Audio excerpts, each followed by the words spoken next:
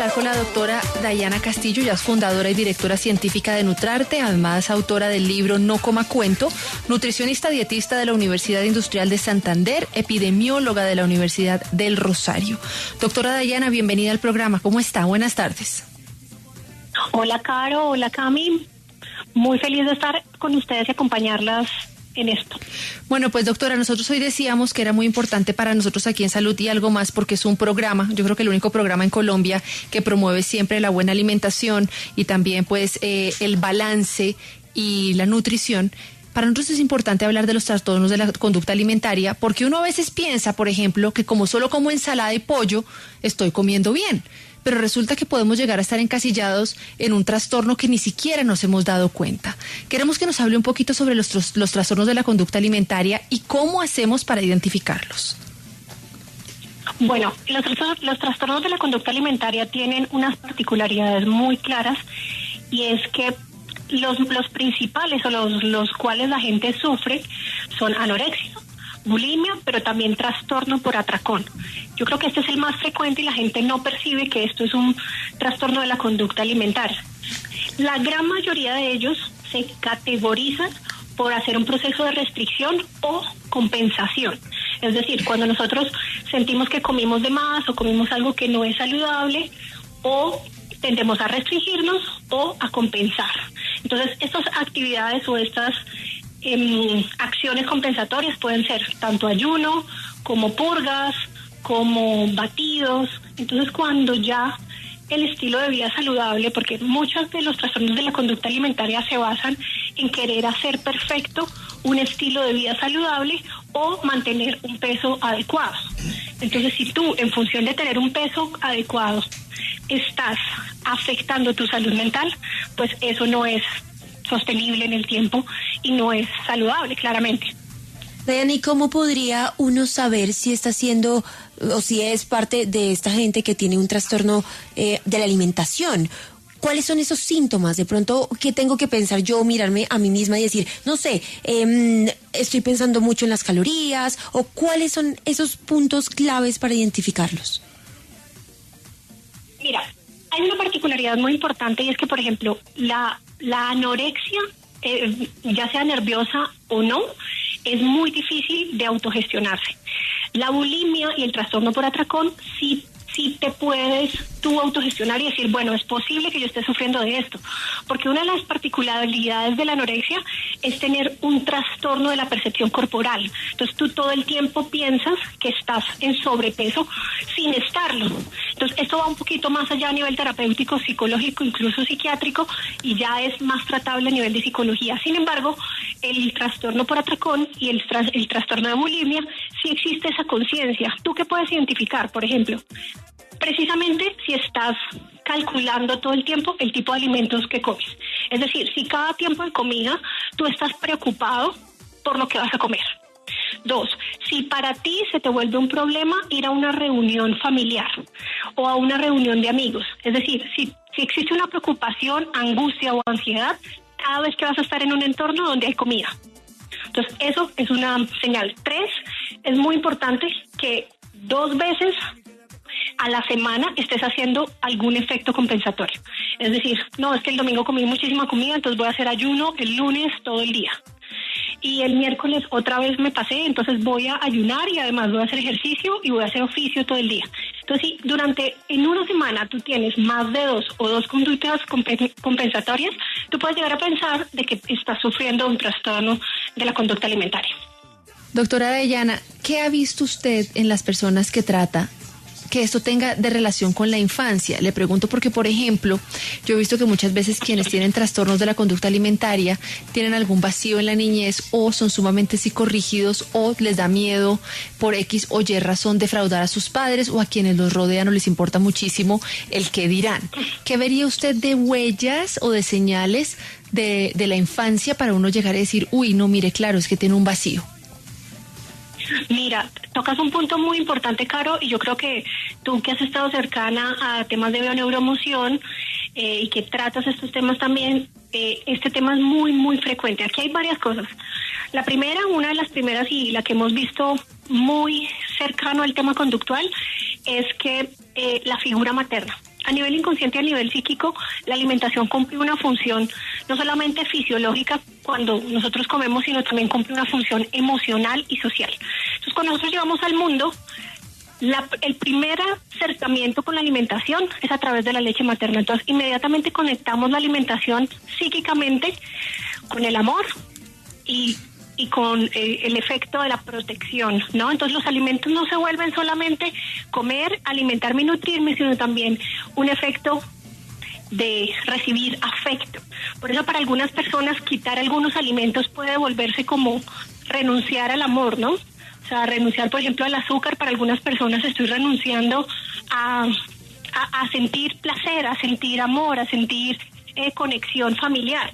Entonces, es un tema muy profundo porque sí hemos visto mucho la conexión, por ejemplo, de la madre con la alimentación. Entonces, sí hemos visto mucho en trastornos de la conducta alimentaria una relación difícil con la madre o lo opuesto, una relación muy buena con la madre o exageradamente buena o de sobreprotección, donde se busca, cuando la madre no está, por ejemplo, o cuando la persona cambia de ciudad, busca esta compensación y este amor a través de la comida. Entonces, los dos extremos, es decir, una mala relación con la madre, es decir, el rechazo también hacia la alimentación, está conectado con los trastornos de la conducta alimentaria y también el exceso de amor, por decirlo de alguna manera, cuando ya la madre no está por cualquier razón o cuando nos volvemos adultos y ya, pues claramente no vivimos en casa de los padres, pues tendemos a compensar ese amor que recibimos en nuestra casa a través de la comida. Entonces, esa conexión inicialmente, pues es muy cercana. Y lo otro es que la comida, aparte del efecto psicológico, también tiene un efecto del entorno social. Nos conectamos a través de la comida. Entonces, para algunas personas, cuando se sienten solas, se acompañan con la comida. Entonces, pues, hay diferentes caminos y diferentes vehículos en los cuales nosotros los seres humanos empezamos a darle una connotación muy fuerte y una neuroasociación muy fuerte a la alimentación con respecto a lo emocional. Y cuando esa connotación es muy fuerte y no se hace conciencia, puede detonar en un trastorno de la conducta alimentaria, porque la alimentación se te vuelve tu acompañante, tu pareja, se te vuelve lo que te quita las preocupaciones, se te vuelve tu forma de compensar el amor cuando te sientes triste. Entonces recurres a ella en todos los momentos que son cruciales cuando tienes una demanda emocional, porque canalizaste la alimentación hacia eso, o sea, hacia que le das esa carga emocional. Sí, Diana, ahí me surge una pregunta. ¿A qué edad entonces suelen aparecer los trastornos de la alimentación? Porque usted mencionaba mucho a la madre. ¿Eso quiere decir que suelen presentarse más durante la adolescencia, la niñez? Sí, digamos que donde es más frecuente, donde es más identificable es en la adolescencia y en la preadolescencia y adolescencia, cuando ya existe una autoconciencia, cuando el ser humano ya tiene una autoconciencia de individualidad. Porque cuando tú eres niño, a ti te alimentan, ¿no? Y digamos que esto es otro tema muy extenso de cómo las conductas familiares y las relaciones familiares pueden también impulsar un trastorno de la conducta alimentaria, por ejemplo. Pero más allá de eso, lo que te puedo decir es que dentro de la preadolescencia y la adolescencia, cuando ya el niño o la niña es consciente de su individualidad, empieza, primero es muy inmaduro para gestionar sus emociones. Entonces, si tiene un entorno difícil, tiene un entorno demandante, la comida puede llegar a convertirse en su acompañante o en un efecto también manipulador para obtener atención, ¿no? Porque cuando ya eres adolescente y dejas de comer, entonces tienes un montón de personas en el entorno que te empiezan a decir, come, pero come, y te empiezan a vigilar. Y esa atención que de pronto el niño antes no tenía, ahora la tiene por efecto de no comer. Entonces se vuelve una forma también de llamar la atención. Entonces donde es más frecuente es en la preadolescencia y en la adolescencia. Diana, cuando tenemos, por ejemplo, un hijo, una amiga o alguien que está sufriendo de ese tipo de trastornos, lo correcto sería que haga una dieta con nutricionista o no prohibirle. La pregunta va también al hecho de que a mí me preocupa que quizás por prohibirle la persona empiece ya con atracones o que psicológicamente se le llegue a afectar. usted díganos desde la experiencia suya, ¿qué se debería hacer? Yo sé que Nutrarte, que es en la fundación en la que usted trabaja, ustedes también tienen psicólogo, ¿no? ¿Cuál sería el paso correcto si estoy escuchando el programa y sé que mi hija o sé que yo tengo un trastorno en la conducta alimentaria? Mira, yo pienso, nosotros cómo lo manejamos, nosotros sí o sí, el primer paso es psicología.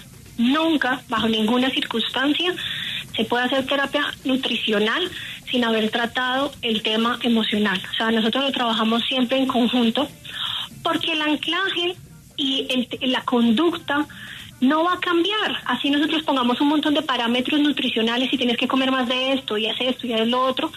Hay unos temas conductuales que están de base, que son los que están haciendo a la persona comportarse o relacionarse con la alimentación de esa manera que es errónea. Entonces, nosotros lo que hacemos es empezar a trabajar esa confianza en el relacionamiento con la comida, empezar a escuchar las señales corporales, entender también si a nivel metabólico y fisiológico hay alguna alteración, porque también puede existir el trastorno por atracón. No necesariamente es un trastorno fundamentalmente psicológico o de la conducta alimentaria, sino también puede estar anclado por un tema metabólico que cuando se corrige ya el atracón desaparece. Entonces exploramos que todo fisiológicamente esté bien para abordar principalmente la conducta, la relación familiar, la relación con el entorno, las sensaciones de culpabilidad. Cuando esto ya está controlado, ahí sí se puede empezar a hacer de forma muy amena, de forma muy empática, un tratamiento nutricional en que la persona vaya tomando seguridad y se vaya sintiendo en confianza de poder rehabilitarse. Pero eso es un proceso de confianza, realmente. La persona se sienta en confianza de que la alimentación no le va a hacer daño, porque es que estas personas que tienen este trastorno sienten que los alimentos son el enemigo. Entonces, y ahí es muy difícil trabajar si no se ha trabajado antes el tema psicológico. Dayana, ahí me surge también una duda y es ¿este tipo de trastorno se puede curar? Es decir, una persona que ha tenido un trastorno de alimentación durante largo tiempo de su vida, ¿puede algún día decir, soy libre de este trastorno, ya no lo siento más, no siento más las ganas de pronto de hacer ese atracón de comida? Claro que sí, claro que sí. Es supremamente tratable, es supremamente curable, pero hay varios factores que tienen que estar muy importantes para que se dé el éxito. El primero es la conciencia de la persona. Nadie te puede sacar de ahí si tú no quieres. Así que si tú tienes a alguien en tu casa y quieres obligarlo a que vaya, que se trate, que mire, que no sé qué, hasta que la persona no quiera hacer un esfuerzo consciente de mejorar, eso no va a pasar. 2, el entorno. Muchas veces el entorno no es positivo, lamentablemente. Sobre todo cuando las niñas son adolescentes y las mamás de pronto ejercen mucha presión para que se vean de X o Y manera, que no coma así, que no se engorde, que no sé qué. Eso genera, o hay demasiado control sobre la comida, genera un estrés que en esos casos hay que tratar el entorno, hay que tratar a los familiares que están ejerciendo esa presión negativa, sobre todo si son niños, pero si ya son adultos, enseñarle a la persona que desarrolla herramientas para poner límites en el entorno que le permitan avanzar en el proceso. Y 3, compromiso de ahí en adelante con su cuerpo y conciencia. O sea, si de ahí en adelante ya tú tomas conciencia y ya has pasado por estos 2 primeros pasos, y empiezas a tomar conciencia y a nutrirte, aprendes a nutrirte con toda certeza. Nosotros tenemos muchos casos de éxito ya de rehabilitación de trastornos de la conducta alimentaria que hoy en día pues no se preocupan por la alimentación. Cuando ya tú te aprendes a alimentar, ya la alimentación no deja de ser un problema. Estamos con Dayana Castillo, nutricionista y dietista. Vamos a hacer una pequeña pausa comercial y ya regresamos. Estamos hablando de trastornos de alimentación. De los trastornos de la conducta alimentaria. Doctora Dayana, ¿la familia puede ser la causante de estos trastornos o la presión social? ¿Qué podríamos decir al respecto? Mira, yo no me atrevo a culpabilizar a la familia, pero tanto el entorno como la familia sí tienen un efecto importante dentro de las tomas de decisiones alimentarias de las personas. Ahí está Álvaro, que tiene una pregunta para usted, doctora. Adelante, Álvaro. Uno es el efecto que tienen los modelos que estamos manejando culturalmente de lo que es la belleza física, y el otro que es la parte de la vigorexia. Si nos puede ayudar con esa parte, ¿cuál es el efecto que está teniendo? Todas las modelos son, la cantidad de las modelos son anoréxicas. Gracias. Sí, la vigorexia es algo de lo que no hemos hablado. La vigorexia, para los que nos están escuchando y no lo saben, es la extrema preocupación por comer saludable y por ser saludable. Entonces yo tengo un dicho que le digo o que le decimos a nuestros pacientes, es que si tu estilo de vida saludable no se siente saludable, no es saludable.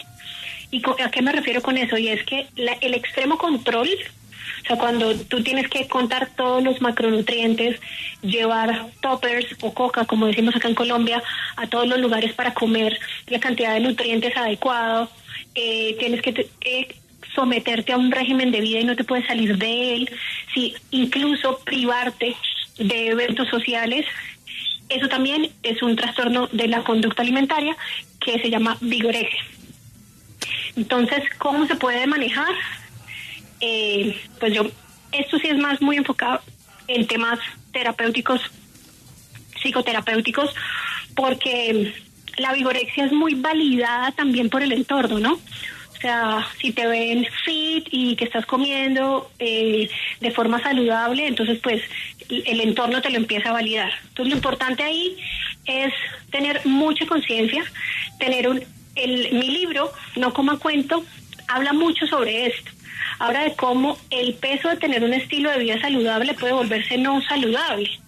Entonces, ahí sí juega un rol muy importante la conciencia, y es que si tú estás sintiendo que tu estilo de vida hace que te prives de compartir con tu familia, por ejemplo, de comer buñuelo, natilla, tamal en Navidad, ese tipo de cosas que te privan de compartir a través de la comida, pues esto ya se vuelve un problema también.